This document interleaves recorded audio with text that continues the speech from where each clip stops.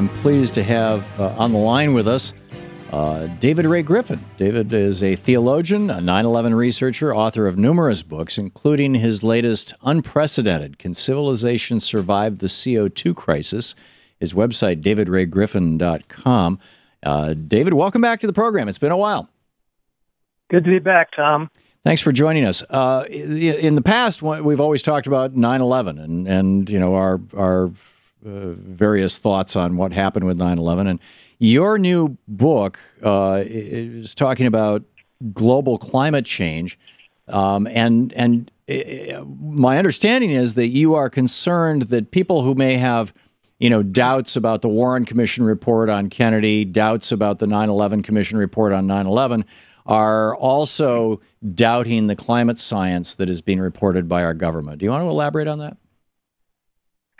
Well, yes, and it's been a terrible thing because the 9/11 family is one that knows about defeat by the government, defeat by the media, and they've turned that then to say, well, since there are those other conspiracies that were organized by the government and protected by the media, probably the same thing is true of global warming. And yet there's no parallel between them whatsoever. For example, just take the issue of science. Science did not support the Warren Commission report. Virtually all the independent scholars said the official story was false. That's clearly true about climate change, because at least 97.5% of climate scientists who say that there's no doubt about the fact that fossil fuels, the burning of fossil fuels is causing global warming, and global warming is causing climate change, and that if that continues, it threatens the very existence of civilization. Right. So 9/11 Commission wrong. The IPCC and concern about global climate change right.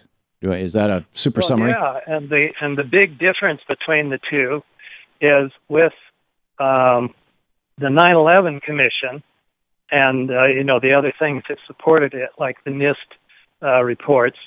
These are all closed science. There's no peer review whatsoever. It's all just a bunch of people who were selected to write this report. And with climate science, you have thousands of scientists all over the world from all countries. So you've got countries that are not in league with each other, such as the United States, Russia, and China. And their scientists all agree. And so the idea that that climate change, what the IPCC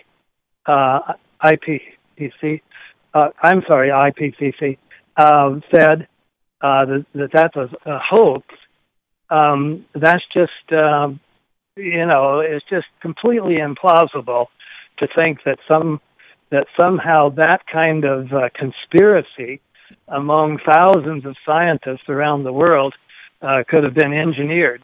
Whereas with 9/11, you only needed a handful of people to engineer the conspiracy.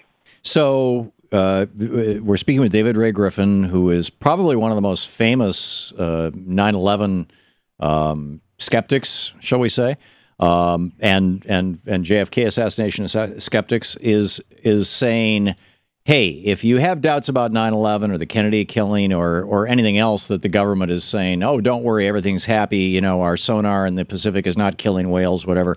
It's appropriate to be skeptical of the government. But in the case of climate change, the government and all these independent scientists are telling you the truth. Is that what you're saying? Yeah, but with one qualification. a lot of people think, oh yeah, the climate change is an idea engineered by the government, particularly the U.S. government. Right. Absolutely not. This was created by the scientists themselves, Right. and numerous scientists around the world. The government, particularly the government of the United States, have been resisting the idea that we needed to have a drastic reduction. They were saying at least 20 years ago that the wealthy countries needed to reduce their carbon dioxide emissions by 80%. And rather than do that, we've done the opposite. Yeah, so this is sort of actually the opposite of, to use the Kennedy assassination as an example, it was independent scientists who said that when Orrin Hatch invented the single bullet theory, and suggested that I believe it was Orrin Hatch, that this bullet paused in midair for 1.2 seconds before it turned 60 degrees and ran into John Connolly's wrist or whatever. I don't remember the exact details. It was independent scientists who said, hey, wait a minute, that doesn't make any sense.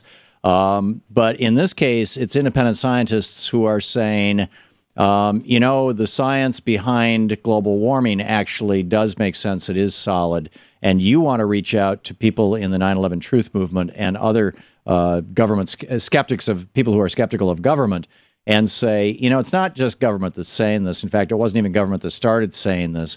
And what, are you suggesting we need to support government efforts to do something to mitigate the damage that all this CO2 has created? We need to organize even more so than has been done before, like 350.org.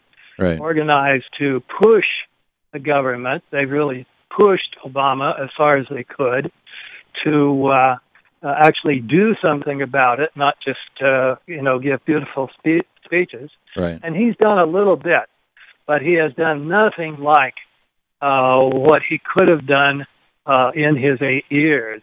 In fact, for many of those years, he wasn't even speaking of climate change. Right. Yeah, and we didn't, and he still hasn't come out for or against the Keystone XL pipeline, and and other policies, and of course he's tried to promote solar and wind, but the Republicans were pretty good at defunding those initial efforts that were part of that stimulus bill in 2009. So, David Ray Griffin, what you're suggesting that we need a movement? We have just a minute left. You're suggesting we need a movement. Where do people go for that? What's the nexus of this in your mind to do something about climate change? The first thing is just to know the facts. Yeah, and partly, to a great extent, to begin with learning the facts about all the climate deniers' points. All of this, climate denial was organized by the fossil fuel companies, primarily Exxon Mobil, because it in the 70s and 80s it knew the truth about climate change, and it was even warning us that we better do something very quickly and very radically. We may even threaten civilization. That was what the scientists for Exxon Mobil said. But then the front office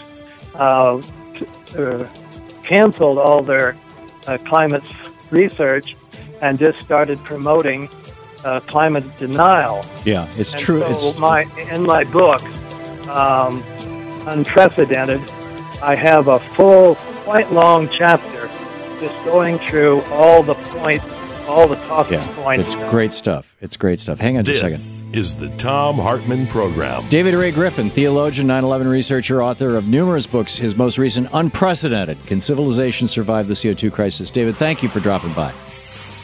Thank you, Tom.